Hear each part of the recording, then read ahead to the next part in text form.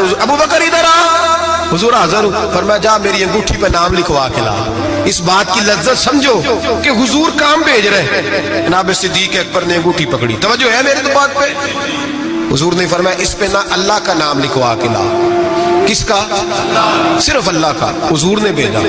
عقیدہ دیکھیں، اللہ کافی ہے، اس میں شک، لیکن جسے اللہ منوائے اسے بھی ماننا پڑے گا.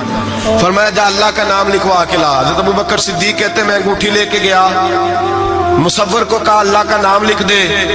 کہتے اچانک میرے دل میں خیال آیا صرف اللہ کا نام. حضور کا حکم کیا ہے؟ کہتے میرے دل میں خیال آیا صرف اللہ کا نام.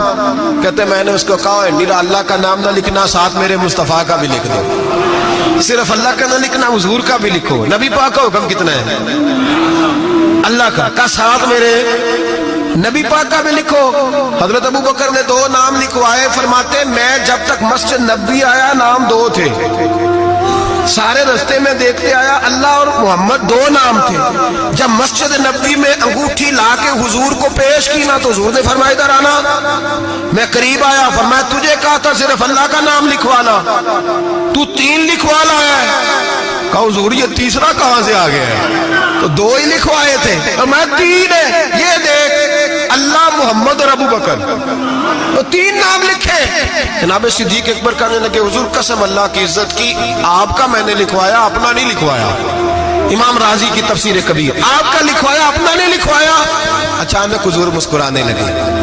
حضرت صدیق اکبر کا ماتھا چوما، سینے سے لگا لیا. نبی پاک کی آنکھوں میں آنسو، محبت کے آنسو. حضور کیا ہوا؟ فرمایا جبریل آ گئے ہیں اور آ کے کہتے ہیں یا رسول اللہ رب فرماتا ہے ابو بکر نے گوارا نہیں کیا کہ آپ کا نام میرے نام سے جدا ہو، اور اللہ نے گوارا نہیں کیا کہ آپ کے نام سے ابو بکر کا نام جدا ہو. یہ اللہ نے گوارا نہیں کیا، اللہ نے گوارا نہیں کیا.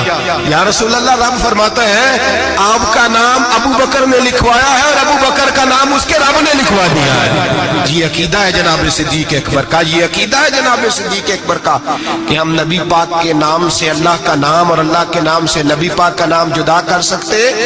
خدا کا ذکر کرے، ذکر مصطفیٰ نہ کرے.